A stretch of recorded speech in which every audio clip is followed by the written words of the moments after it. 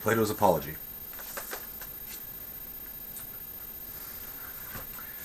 How you, O Athenians, have been affected by my accusers, I cannot tell. But I know that they almost made me forget who I was. So persuasively did they speak, and yet they have hardly uttered a word of truth. But of the many falsehoods told by them, there was one which quite amazed me. I mean, when they said that you should be upon your guard and not allow yourselves to be deceived by the force of my eloquence. To this day, when they were certain to be detected as soon as I opened my lips and proved myself to be anything but a great speaker, did it indeed appear to be my most shameless. Unless by the force of eloquence they mean the force of truth, for if such there is their meaning, I admit that I am eloquent, but in how different a way from theirs. Well, as I was saying, they have scarcely spoken the truth at all, but from me you shall hear the whole truth, not, however, delivered after their manner in a set oration, duly ornamented with words and phrases. No, by heaven, but I shall use the words and arguments which occur to me at the moment, for I am confident in the justice of my cause. At my time of life I ought not to be appearing before you, O men of Athens, in the character of a juvenile orator. Let no one expect it of me, and I must beg of you to grant me a favor. If I defend myself in my accustomed manner, and you hear me using the words which I have been in the habit of using in the agora, and the tables of the money changers, or anywhere else, I would ask you not to be surprised, and not to interrupt me on this account, for I am more than 70 years of age, and appearing now for the first time in a court of law. I am quite a stranger to the language of the place, and therefore I would have you regard me as if I were really a stranger, whom you would excuse if he spoke in his native tongue, and after the fashion of his country. Am I making an unfair request of you? Never mind the manner, which may or may not be good, but think only of the true of my words, and give heed to that. Let the speaker speak truly, and the judge decide justly. And first, I have to reply to the older charges and to my first accusers, and then I go on to the later ones. For of old I have had many accusers, who have accused me falsely to you during many years, and I am more afraid of them than of Anytus and his associates, who are dangerous too in their own way.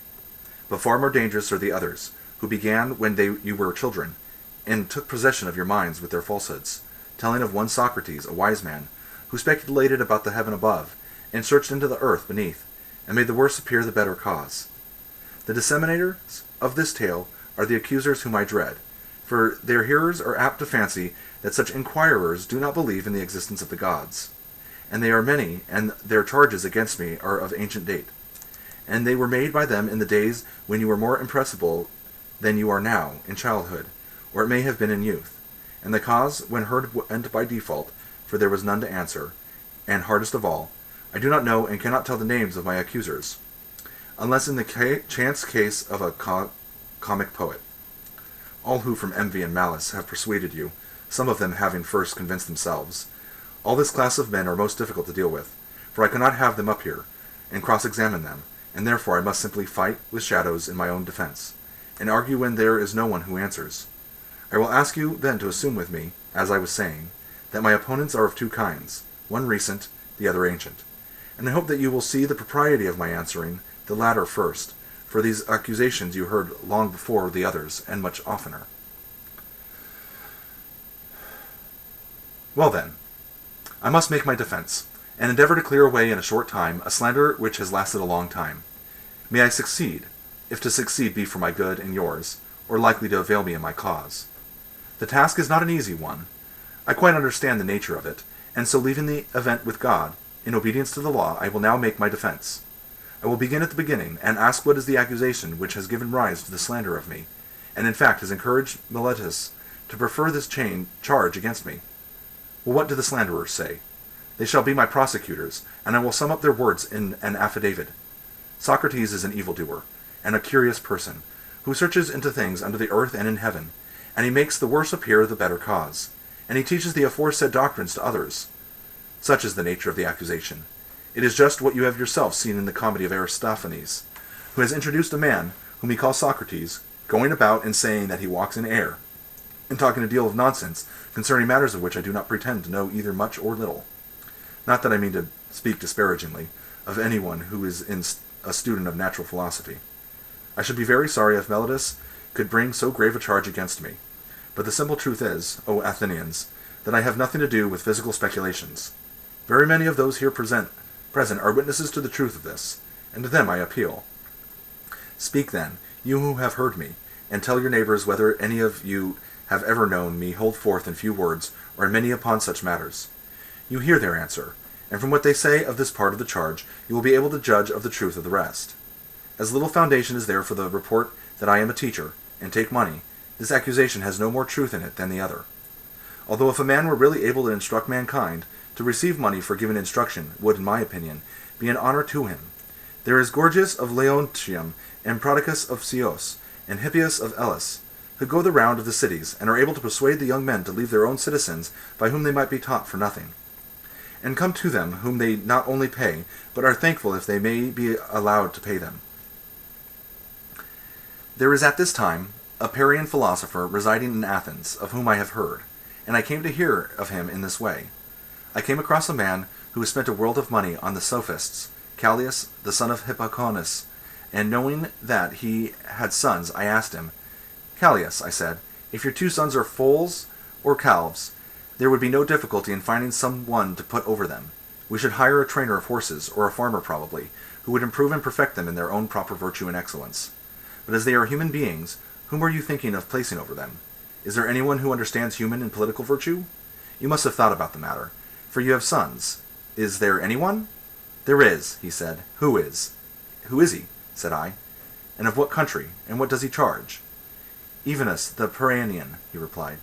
He is the man, and his charge is 5 minae. Happy as envious Evenus. I said to myself, if he really has this wisdom, and teaches at such a moderate charge, had I the same? I should have been very proud and conceited, but the truth is that I have no knowledge of the kind. I dare say, Athenians, that some one among you will reply, Yes, Socrates, but what is the origin of these accusations which are brought against you? There must have been something strange which you have been doing. All these rumors, and this talk about you would never have arisen if you had been like other men. Tell us, then, what is the cause of them, for we should be sorry to judge hastily of you. Now I regard this as a fair challenge, and I will endeavor to explain to you the reason why I am called wise and have such an evil fame. Please to attend then, and although some of you may think that I am joking, I declare that I will tell you the entire truth. Men of Athens, this reputation of mine has come of a certain sort of wisdom which I possess.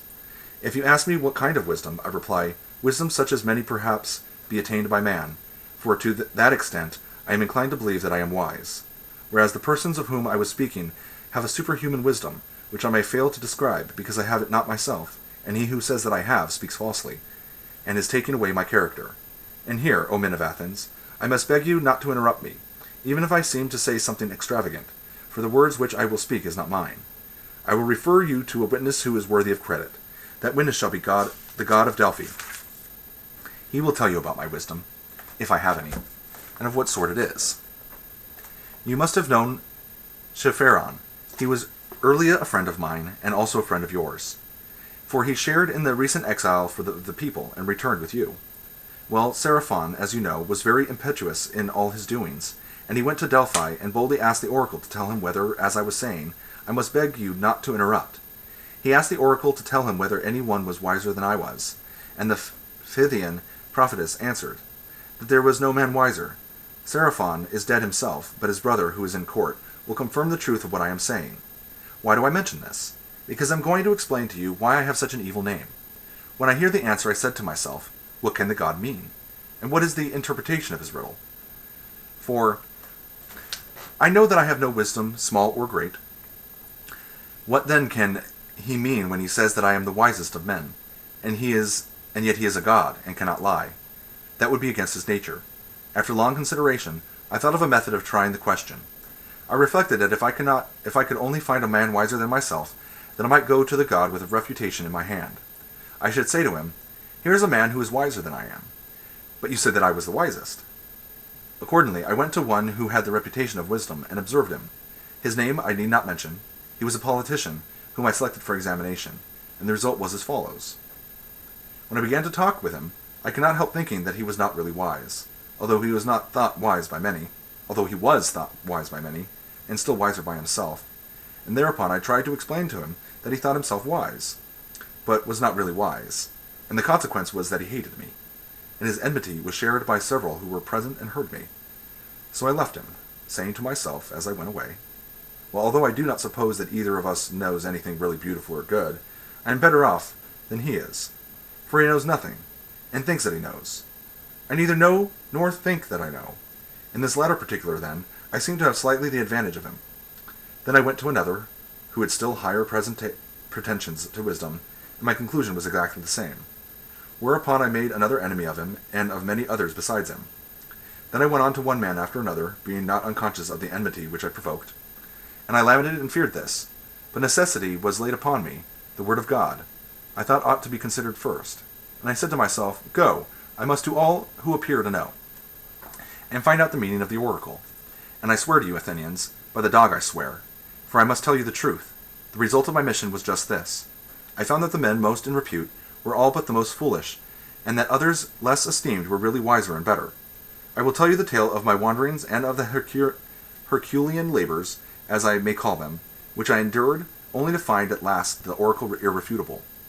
After the politicians, I went to the poets, tragic, dithyrambic, and all sorts.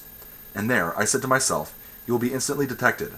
Now you will find out that you are more ignorant than they are." Accordingly, I took them some of the most elaborate passages in their own writings, and asked what was the meaning of them, thinking that they should teach me something. Will you believe me? I am almost ashamed to confess the truth. But I must say that there is hardly a person present who will not have talked better about their poetry than they did themselves. That I knew that not by wisdom do poets write poetry, but by a sort of genius and inspiration. They are like diviners or soothsayers, who also say many fine things, but do not understand the meaning of them. The poets appeared to me to be much in the same case, and I further observed that upon the strength of their poetry they believed themselves to be the wisest of men in other things in which they were not wise. So I departed, conceiving myself to be superior to them, for the same reason that I was superior to the politicians. At last I went to the artisans, for I was conscious that I knew nothing at all, as I may say, and I was sure that they knew many fine things. And here I was not mistaken, for they did know many things of which I was ignorant, and in this they certainly were wiser than I was. But I observed that even the good artisans fell into the same error as the poets. Because they were good workmen, they thought that they already knew all sorts of high matters, and this defect in them overshadowed their wisdom, and therefore I asked myself on behalf of the oracle, whether I would like to be as I was, neither having their knowledge nor their ignorance, or like them in both, and I made answer to myself and the oracle that I was better off as I was. This inquisition has led to my having many enemies, of the worst and most dangerous kind, and has given occasion also to many calumnies, and I am called wise, for my hearers always imagine that I myself possess the wisdom, which I find wanting in others. But the truth is, O men of Athens, that God only is wise, and by his answer he intends to show that the wisdom of men is worth little or nothing. He is not speaking of Socrates, he is only using my name by way of illustration, as if he said, "He, O men, is the wisest, who like Socrates knows that his wisdom is in truth worth nothing." And so I go about the world, obedient to the God, and search and make enquiry into the wisdom of anyone, whether citizen or stranger, who appears to be wise. And if he is not wise, then in vindication of the oracle I show him that he is not wise, and my occupation quite absorbs me. And I have no time to give either to any public matter or interest, or to any concern of my own, but I am in utter poverty by reason of my devotion to the God. There is another thing. Young men of the richer classes, who have not much to do, come about me of their own accord. They like to hear the pretenders examined, and they often imitate me, and proceed to examine others. There are plenty of persons, as they quickly discover, who think that they know something, but really know little or nothing, and then those who are examined by them, instead of being angry with themselves, are angry with me. This confounded Socrates, they say, this villainous misleader of youth, and then if somebody asks them why, what evil does he practice or teach? They do not know, and cannot tell, but in order that they may not appear to be at a loss, they repeat the ready-made charges which are used against all philosophers, about teaching things up in the clouds and under the earth, and having no gods, and making the worse appear the better cause, for they do not like to confess that their pretense of knowledge has been detected, which is the truth. And as they are numerous and ambitious and energetic, and are drawn up in battle array, and have persuasive tongues, they have filled their ears with their loud and inveterate calumnies. And this is the reason why my three accusers, Meletus and Anytus and Lycon, have set upon me. Meletus, who has a quarrel with me on behalf of the poets, Anytus on behalf of the craftsmen and politicians, Lycon on the behalf of the rhetoricians, and as I said at the beginning, I cannot expect to get rid of such a mass of calumny all in a moment. And this, O men of Athens, is the truth and the whole truth. I have concealed nothing, I have dissembled nothing. And yet I know that my plainness of speech makes them hate me. And what is their hatred but a proof that I am speaking the truth? Hence has arisen the prejudice against me, and this is the reason of it, as you will find out either in this or in any future inquiry. I have said enough in my defense against the first class of my accusers. I turn to the second class. They are headed by Meletus, that good man and true love of his country, and he calls himself. Against these two I must try to make a defense. Let their affidavit be read. It contains something of this kind. It says that Socrates is a doer of evil, who corrupts the youth, and who does not believe in the gods of the state, but has other new divinities of his own. Such is the charge, and now let us examine the particular counts. He says that I am a doer of evil, and corrupt the youth. But I say, O men of Athens, that Meletus is a doer of evil, and that he pretends to be in earnest when he is only in jest, and is so eager to bring men to trial from a pretended zeal and interest about matters in which he really never had the smallest interest. And the truth of this I will endeavor to prove to you. Come hither, Meletus, and let me ask a question of you. You think a great deal about the improvement of youth? Yes, I do. Tell the judges, then, who is their improver? For you must know, as you have taken the pains to discover their corrupter, and are citing and accusing me before them. Speak, then, and tell the judges who their improver is. Observe, Meletus, that you are silent and have nothing to say. But is not that rather disgraceful, and a very considerable proof of what I am saying, that you have no interest in the matter? Speak up, friend, and tell us who their improver is, the laws. But that, my good sir, is not my meaning. I want to know who the person is, who in the first place knows the law, the judges, Socrates, who are present in the court. What do you mean to say, Meletus, that they are able to instruct and improve youth? Certainly they are. What, all of them, or some only, and not others? All of them. By the goddess Here, and that is good news. There are plenty of improvers, then. And what do you say of the audience? Do they improve them? Yes, they do. And the senators? Yes, the senators improve them. But perhaps the members of the assembly corrupt them? Or do they too improve them? They improve them. Then every Athenian improves and elevates them, all with the exception of myself. And I alone am their corrupter? Is that what you affirm? That is what I stoutly affirm. I am very unfortunate if you are right, but suppose I ask you a question. How about horses? Does one man do them harm and all the world good? Is not the exact opposite the truth? One man is able to do them good, or at least not many. The trainer of horses, that is to say, does them good, and others who have to do with them rather injure them? Is not that true? Meletus of horses, or of any other animals? Most assuredly it is. Whether you and Anytus say yes or no, happy indeed would be the condition of youth if they had one corrupter only, and all the rest of the world were their improvers. But you, Meletus, have sufficiently shown that you never had a thought about the young. Your carelessness is seen in your not caring about the very things which you bring against me. And now, Meletus, I will ask you another question, by Zeus I will. Which is better, to live among bad citizens, or among good ones? Answer, friend, I say. The question is one which may be easily answered. Do not the good do their neighbors good, and the bad do them evil? Certainly. And is there anyone who would rather be injured than benefited by those who live with him? Answer, my good friend. The law requires you to answer. Does anyone like to be injured? Certainly not. And when you accuse me of corrupting and deteriorating the youth, do you allege that I corrupt them intentionally or unintentionally? Intentionally, I say. But you have just admitted that the good do their neighbors good, and evil do them evil. Now is that a truth which your superior wisdom has recognized thus early in life? And am I, at my age, in such darkness and ignorance, as not to know that if a man with whom I have to live is corrupted by me, I am very likely to be harmed by him? And yet I corrupted him, and intentionally too. So you say, although neither I nor any other human being is ever likely to be convinced by you. But either I do not corrupt them, or I corrupt them unintentionally, and on either view of the case you lie. If my offense is unintentional, the law has no cognizance of unintentional offenses. You ought to have taken me privately, and warned and admonished me, for if I had been better advised, I should have left off doing what I only did unintentionally. No doubt I should, but you would have nothing to say to me and refuse to teach me, and know you bring me up in this court, which is a place not of instruction, but of punishment. It will be very clear to you, Athenians, as I was saying, that Meletus has no care at all, great or small, about the matter. But still I should like to know, Meletus, in what I am affirmed to corrupt the young. I suppose you mean, as I infer from your indictment, that I teach them not to acknowledge the gods which the state acknowledges, but some other new divinities or spiritual agencies in their stead. These are the lessons by which I corrupt the youth, as you say. Yes, that I say emphatically. Then by the gods, Meletus, of whom we are speaking, tell me and the court, in somewhat plainer terms, what you mean. For I do not as yet understand whether you affirm that I teach other men to acknowledge some gods, and therefore I do not believe in gods, and am not an entire atheist. This you do not lay to my charge, but only you say that they are not the same gods which the city recognizes. The charge is that they are different gods. Or do you mean that I am an atheist simply, and a teacher of atheism? I mean the latter, that you are a complete atheist. What an extraordinary statement! Why do you think so, Meletus?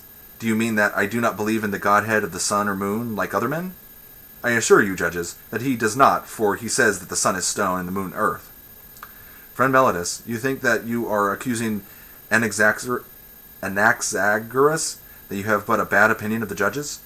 If you fancy them illiterate to such a degree that not to know that these doctrines are found in the books of Anaxagoras, the Clazomenian, which are full of them, and so, forsooth, the youth are said to be taught them by Socrates, when there are not unfrequent exhibitions of them at the theatre, price of admission 1 drachma at the most, and they might pay their money, and laugh at Socrates if he pretends to father these extraordinary views. And so, Meletus, you really think that I do not believe in any god? I swear by Zeus that you believe absolutely in none at all. Nobody will believe you, Meletus, and I am pretty sure that you do not believe yourself. I cannot help thinking, men of Athens, and Meletus is reckless and impudent, and that he has written this indictment in a spirit of mere wantonness and youthful bravado.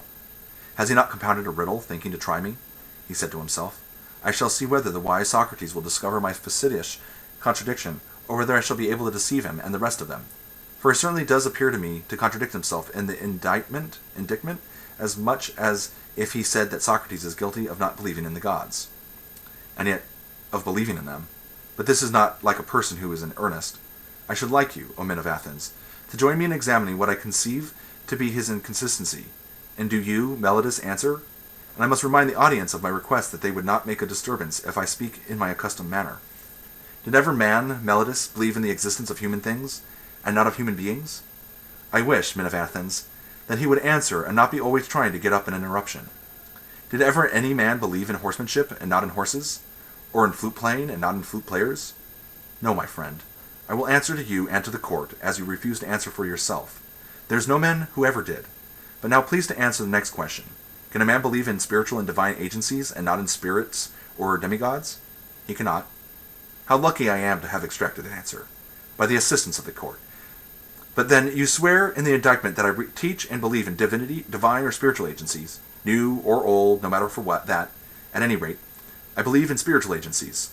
So you say and swear in the affidavit, and yet if I believe in divine beings, how can I help believing in spirits or demigods? Must I not? To be sure I must, and therefore I must assume that the silence gives consent. Now, what are spirits or demigods? Are they not either gods or the sons of gods? Certainly they are. But this is what I call the facetious riddle invented by you, and the demigods or spirits are gods. And you say first that I do not believe in gods, and then again that I do believe in gods. That is, if I believe in demigods. For if the demigods are the illegitimate sons of gods, whether by the nymphs or by any other mothers, of whom they are said to be the sons, what human being will ever believe that there are no gods if they are the sons of gods? You might as well affirm the existence of mules, and deny that the horses and asses, such nonsense. Meletus could only have been intended by you to make trial of me. You have put into this into the indictment because you had nothing real of which to accuse me. But no one who has a particle of understanding will ever be convinced by you that the same men can believe in divine and superhuman things, and not believe that there are gods and demigods and heroes. I have said enough in answer to the charge of Meletus. Any elaborate defense is unnecessary, but I know only too well how many are the enmities which I have incurred, and this is what will be my destruction if I am destroyed. Not Meletus, nor yet Anytus, but the envy and detraction of the world, which has been the death of many good men, and will probably be the death of many more. there is no danger of my being the last of them. Someone will say, and you are not ashamed, Socrates, of a course of life which is likely to bring you to an untimely end? To him I may fairly answer, there you are mistaken. A man who is good for anything ought not to calculate the chance of living or dying. He ought only to consider whether in doing anything he is doing right or wrong, acting the part of a good man or of a bad man. Whereas upon your view, the heroes who fell at Troy were not good for much, and the son of Thetis above all, who altogether despised danger in comparison with disgrace, and who was so eager to slay Hector, his goddess mother said to him, that if he avenged his companion Patroclus, and slew Hector, he would die himself. Fate, she said, in these or the like words, waits for you next after Hector. He receives this warning, utterly despised danger and death, and instead of fearing them, feared rather to live in dishonor, and not to avenge his friend. Let me die forthwith, he replies, and be avenged of my enemy, rather than abide here by the beaked ships, a laughingstock and a burden of the earth. Had Achilles any thought of death and danger? For whatever a man's place is, whether the place which he has chosen or that which he has been placed by a commander, there he ought to remain in the hour of danger. He should not think of death or of anything but of disgrace. And this, O men of Athens, is a true saying.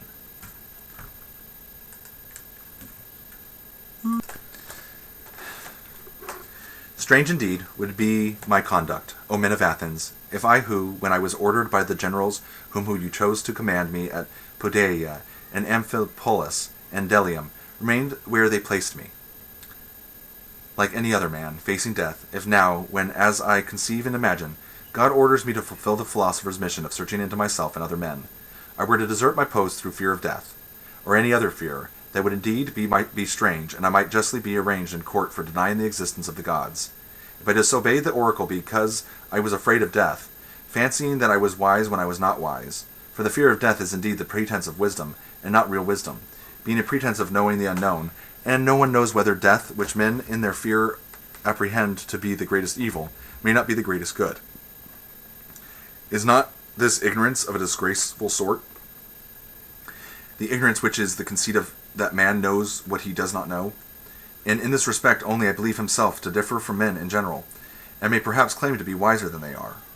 That whereas I know but little of the world below, I do not suppose that I know. But I do know that injustice and disobedience to a better, whether God or man, is evil and dishonorable, and I will never fear or avoid a possible good rather than a certain evil. Then therefore, if you let me go now, and are not convinced by Anytus, who said that since I had been prosecuted, I must be put to death, or if not that I ought never to have been prosecuted at all, and that if I escape now, your sons will be utterly ruined by listening to my words. If you say to me, Socrates, this time we will not mind Anytus, and you shall be let off, but upon one condition, that you are not to inquire and speculate in this way any more, and that if you are caught doing so again you shall die. If this was the condition on which you let me go, I should reply, Men of Athens, I honor and love you, but I shall obey God rather than you, and while I have life and strength I shall never cease from the practice and teachings of philosophy, exhorting anyone whom I meet and saying to him after my manner. You, my friend, a citizen of the great and mighty and wise city of Athens, are you not ashamed of heaping up the greatest amount of money and honor and reputation, and caring so little about wisdom and truth and the greatest improvement of the soul, which you never regard or heed at all? And if the person with whom I am arguing says, Yes, but I do care, then I do not leave him or let him go at once, but I proceed to interrogate and examine and cross-examine him, and if I think that he has no virtue in him, but only says that he has, I reproach him with undervaluing the greater and overvaluing the less. And I shall repeat the same words to every one whom I meet, young and old, citizen and alien, but essentially to the citizens, inasmuch as they are my brethren. For know that this is the command of God, and I believe that no greater good has ever happened in the state than my service to the God. For I do nothing but go about persuading you all, old and young alike, that not to take thought for your person or your properties, but first and chiefly to care about the greatest improvement of the soul. I tell you that virtue is not given by money, but that from virtue comes money and every other good man, public as well as private. This is my teaching, and if this is the doctrine which corrupts the youth, I am a mischievous person. But if anyone says that this is not my teaching, he is speaking in untruth. Wherefore, O men of Athens, I say to you, do as Anytus bids, or not as Anytus bids, or either acquit me or not, but whichever you do, understand that I shall never alter my ways, not even if I have to die many times. Men of Athens, do not interrupt, but hear me. There was an understanding between us that you should hear me to the end. I have something more to say, at which you may be inclined to cry out, but I believe that to hear me will be good for you, and therefore I beg that you will not cry out. I would have you know that if you kill such an one as I am, you will injure yourselves more than you will injure me. Nothing will injure me, not Meletus, nor yet Anytus. They cannot, for a bad man is not permitted to injure a better than himself.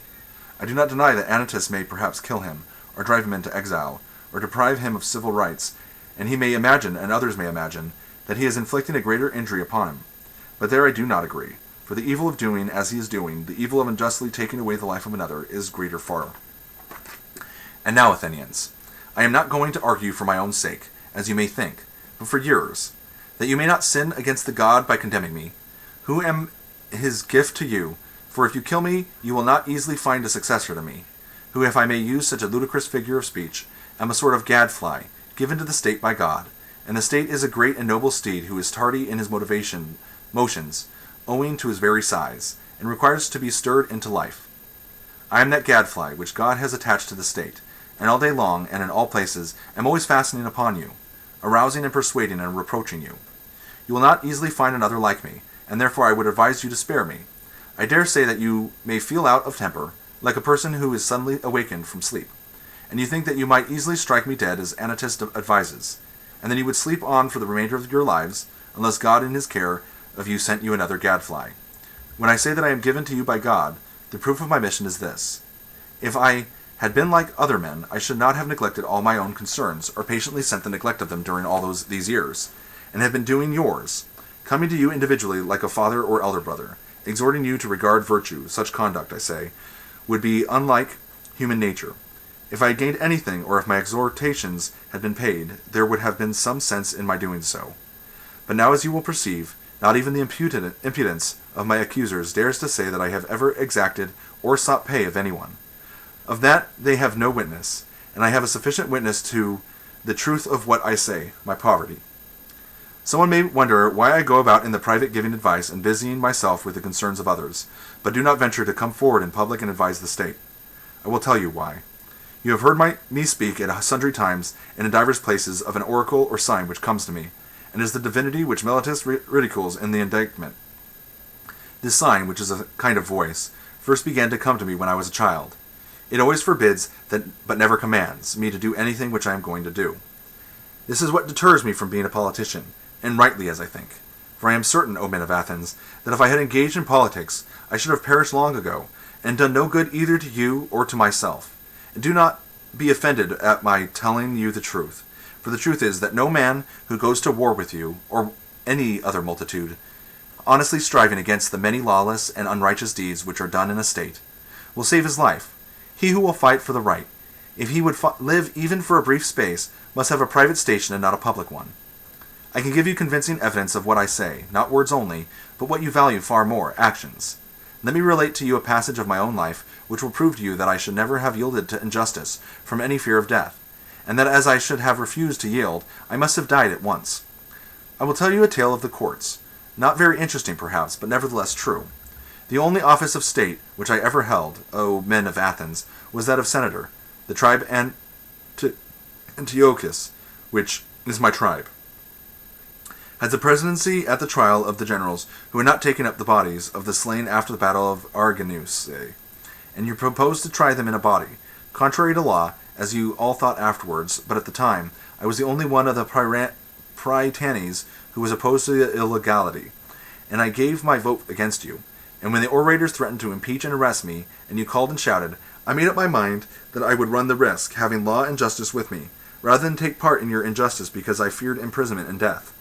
This happened in the days of the democracy, but when the oligarchy of the 30 was in power, they sent for me and 4 others into the rotunda, and bade us bring Leon of Salaminian from Salamis, and they wanted to put him to death. This was a specimen of the sort of commands which they were always giving with the view of implicating as many as possible in their crimes. And then I showed, not in word only, but in deed, that if I may be allowed to use such an expression, I cared not a straw for death, and that my great and only care was lest I should do an unrighteous or unholy thing. For the strong arm of that oppressive power did not frighten me into doing wrong, and when we came out of the rotunda, the other 4 went to Salamis and fetched Leon, which I went quietly home, for which I might have lost my life. Had not the power of the 30 shortly afterwards come to an end, and many will witness to my words. Now do you really imagine that I could have survived all these years, if I had led a public life? Supposing that like a good man I had always maintained the right, and had made justice as I ought, the first thing.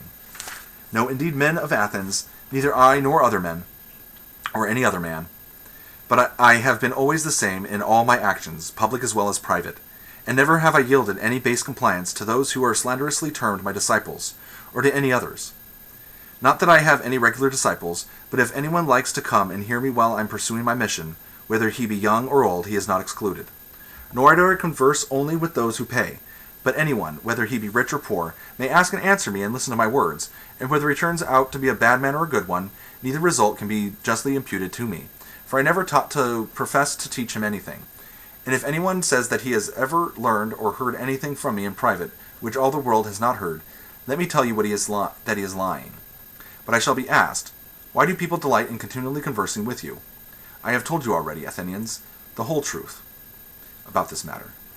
They like to hear the cross-examination of the pretenders to wisdom. There is amusement in it. Now this duty of cross-examining other men has been imposed upon me by God, and has been signified to me by oracles, visions, and in every way in which the will of divine power was ever intimated to anyone. This is true, O Athenians, or if not true, would be soon refuted. If I am or have been corrupting the youth, those of them who are now grown up and become sensible that I gave them bad advice in the days of their youth should come forward as accusers, and take their revenge, or if they do not like to come themselves, some of their relatives, fathers, brothers, or other kinsmen, should say what evil their families have suffered at my hands. Now is their time. Many of them I see in the court. There is Crito, who is of the same age and of the same deme with myself, and there is Critobulus, his son, whom I also see. Then again there is Lysanias of Sphetus, who is the father of Askenes. He is present. Also there is Antiphon of Cepheus, who is the father of Epigenes. And there are the brothers of several who have associated with me. There is Nicostratus, the son of Theodotides, and the brother of Theodotus. Now Theodotus himself is dead, and therefore he, at any rate, will not seek to stop him. And there is Perillus, the son of Demodocus, who had a brother Theagas, and Edenamantus, the son of Ariston, whose brother Plato is present, and Eandotrus, who is the brother of Apollodorus, whom I also see. I might mention a great many others, some of whom Meletus should have produced as witnesses in the course of his speech, and let him still produce them, if he has forgotten. I will make way for him, and let him say if he has any testimony of the sort which he can produce. Nay, Athenians, the very opposite of the truth, for all these are ready to witness on behalf of the corrupter, of the injurer of their kindred, as Meletus and Anytus call me, not the corrupted youth only. There might have been a motive for that, but their uncorrupted elder relatives. Why should they too support me with their testimony? Why indeed, except for the sake of truth and justice, and because they know that I am speaking the truth, and that Meletus is a liar? Well, Athenians, this and the like of this is all the defense which I have to offer. Yet a word more. Perhaps there may be someone who is offended at me, when he calls to mind how he himself, on a similar, or even a less serious occasion, prayed and entreated the judges with many tears, and how he produced his children in court, which was a moving spectacle, together with a host of relations and friends, whereas I, who am probably in danger of my life, will do none of these things. The contrast may occur to his mind, and he may be set against me, and vote in anger because he is displeased at me on this account.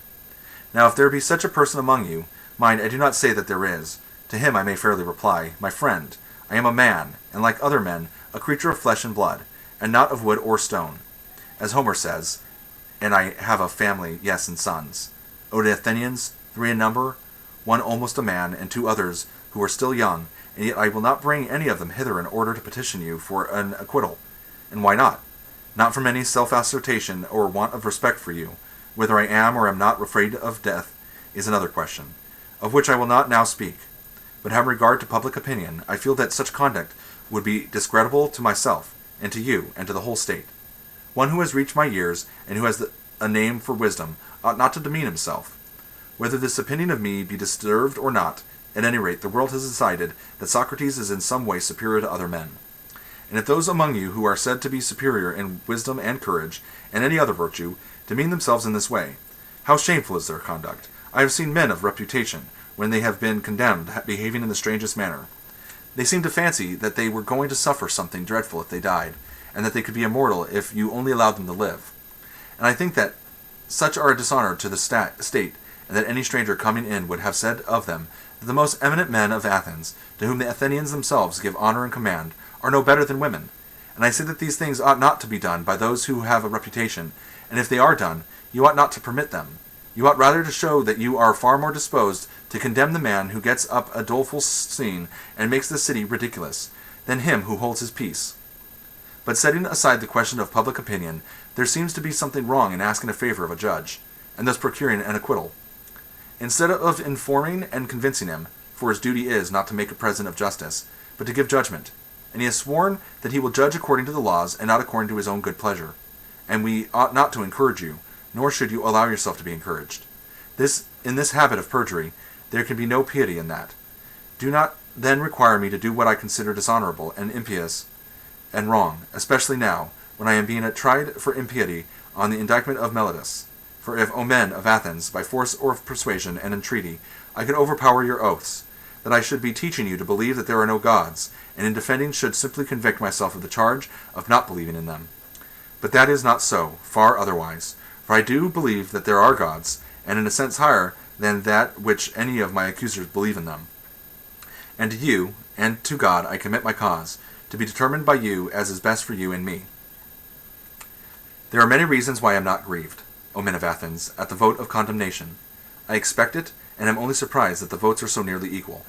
For I had thought that the majority against me would have had far larger, but now, the 30 votes gone over to the other side, I should have been acquitted, and I may say, I think, that I have escaped Meletus. I may say more, for without the assistance of Anytus and Lycon, anyone may see that he would not have had a fifth part of the votes, as the law requires, in which case he would have incurred a fine of 1,000 drachmae.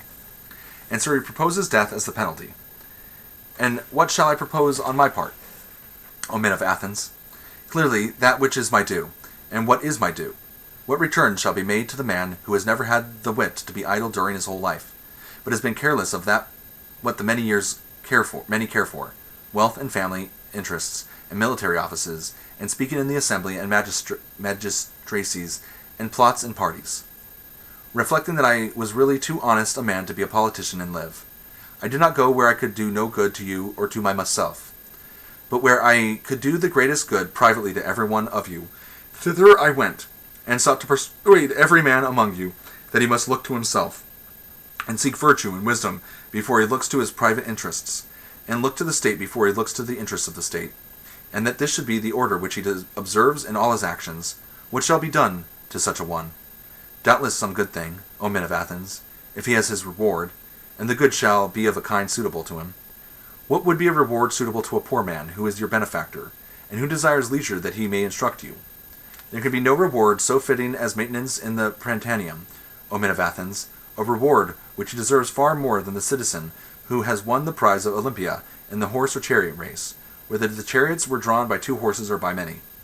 For I am in want, and he has enough, and he only gives you the appearance of happiness, and I give you the reality.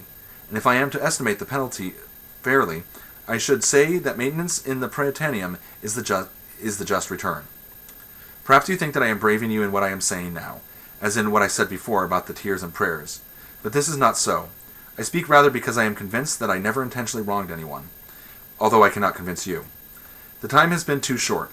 If there were a law at Athens, as there is in other cities, that a capital cause should not be decided in one day, then I believe that I should have convinced you. But I cannot in a moment refute great slanders. And as I am convinced that I never wronged another, I will assuredly not wrong myself. I will not say of myself that I deserve any evil, or propose any penalty. Why should I? Because I am afraid of the penalty of death which Meletus proposes. When I do not know whether death is a good or an evil, why should I propose a penalty which would certainly be an evil? Shall I say imprisonment? And why should I live in prison, and be a slave of the magistrates of the year? Of the 11, or shall the penalty be a fine, and imprisonment until the fine is paid? There is the same objection. I should have to lie in prison for money. I have none, and cannot pay. And if I say exile, and this is my possibility be the penalty which you will affix, I must indeed be blinded by the love of life. If I am so irrational as to expect that when you, who are my own citizens, cannot endure my discourses and words, and have found them so grievous and odious that you will have no more of them, others are likely to endure me. No, indeed, men of Athens, that is not very likely, and what a life should I lead at my age, wandering from city to city, ever changing my place of exile, and always being driven out. For I am quite sure that wherever I go, there as here, the young men will flock to me, and if I drive them away, their elders will drive me out at their request, and if I let them come, their fathers and friends will drive me out for their sakes. Someone will say, Yes, Socrates, but cannot you hold your tongue, and then you may go into a foreign city, and no one will interfere with you? Now I have great difficulty in making you understand my answer to this, for if I tell you that to do as you say would be disobedience to God, and therefore that I cannot hold my tongue, you will not believe that I am serious, and if I say again that daily to discourse about virtue, and of those other things about which you hear me examining myself and others, is the greatest good of man, and that the unexamined life is not worth living, you are still less likely to believe me, yet I say that what is true, although a thing of which it is hard for me to persuade you. Also, I have never been accustomed to think that I deserve to suffer any harm. Had I money, I might have estimated the offense at what I was able to pay, and not have been much the worse. But I have none, and therefore I must ask you to proportion the fine to my means. Well, perhaps I could afford a mina, and therefore I propose that penalty.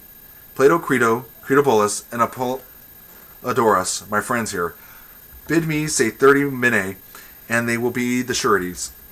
Let 30 minae be the penalty, for which sum they will be ample security to you. Not much time will be gained, O Athenians, in return for the evil name which you will get from the detractors of the city, who will say that you killed Socrates, a wise man, for they will call me wise, even though I am not wise, when they want to reproach you.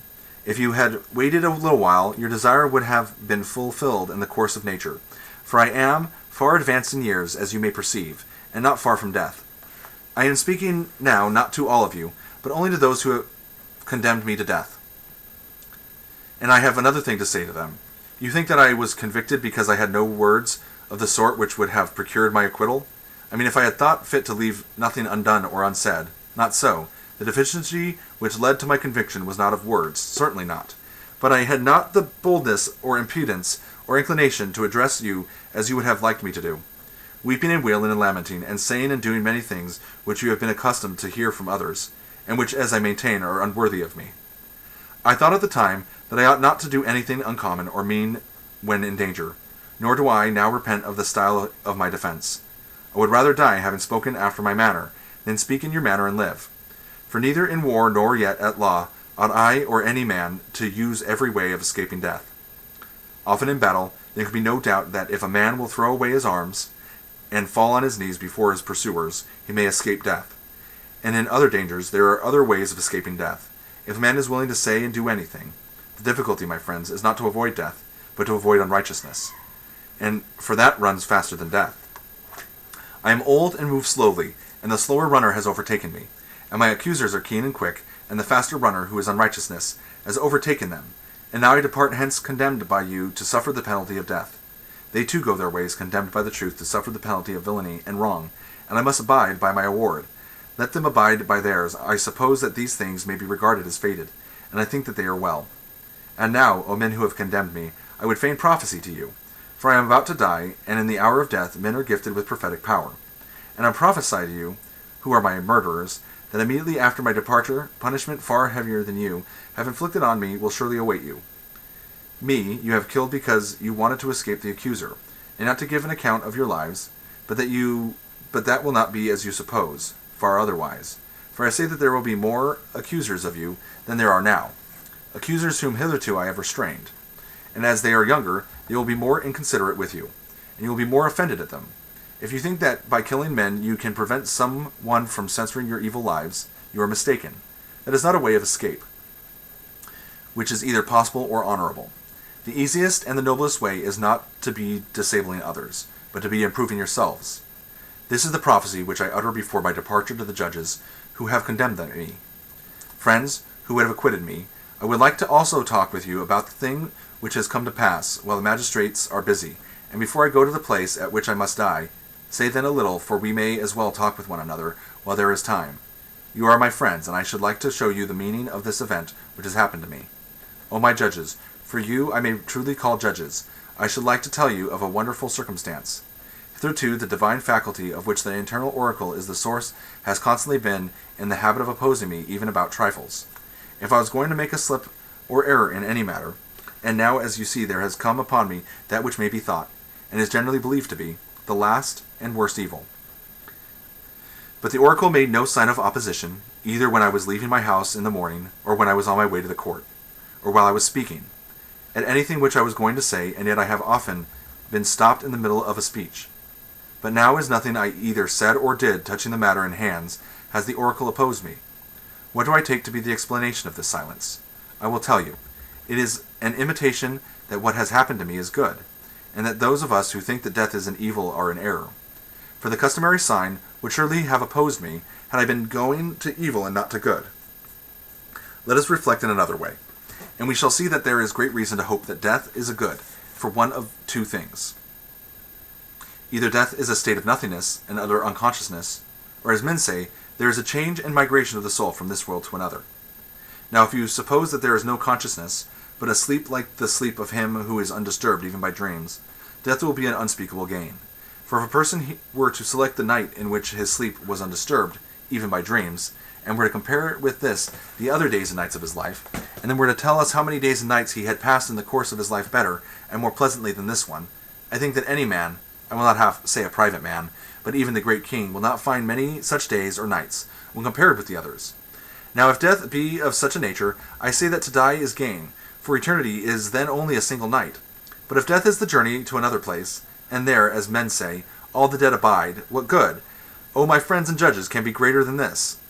If indeed, when the pilgrim arrives in the world below, he is delivered from the professors of justice in this world, and finds the true judges who are said to give judgment there, Minos and Rhadamanthus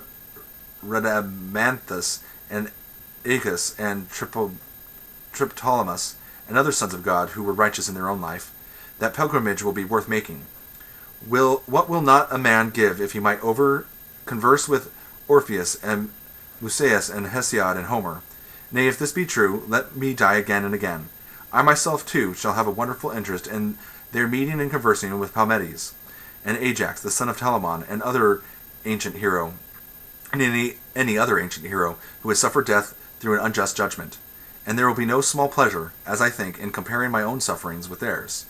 Above all, I shall then be able to continue my search into true and false knowledge, as in this world, so also in the next, and I shall find out who is wise, and who pretends to be wise, and is not. What would not a man give, O judges, to be able to examine the leader of the great Trojan expedition, or Odysseus or Sisyphus, or numberless others, men and women too? What infinite delight would there be in conversing with them and asking them questions? In another world, they do not put a man to death for asking questions, assuredly not. For, besides being happier than we are, they will be immortal, if what is said is true. Wherefore, O judges, be of good cheer about death, and know of a certainty that no evil can happen to a good man, either in life or after death. He and his are not neglected by the gods, nor has my own approaching end happened by mere chance. But I see clearly that the time has arrived when it was better for me to die and be released from trouble. Wherefore the oracle gave no sign, for which reason also I am not angry with my condemners or with my accusers. They have done me no harm, although they did not mean to do me any good, and for this I may gently blame them. Still I have a favor to ask of them. When my sons are grown up, I would ask you, O my friends, to punish them, and I would have you trouble them, as I have troubled you, if they seem to care about riches or anything, more than about virtue, or if they pretend to be something when they are really nothing, then reprove them, as I have reproved you, for not caring about that for which they ought to care, and thinking that they are something when they are really nothing. And if you do this, both I and my sons will have received justice at your hands. The hour of departure has arrived, and we go our ways, I to die and you to live, which is better God only knows.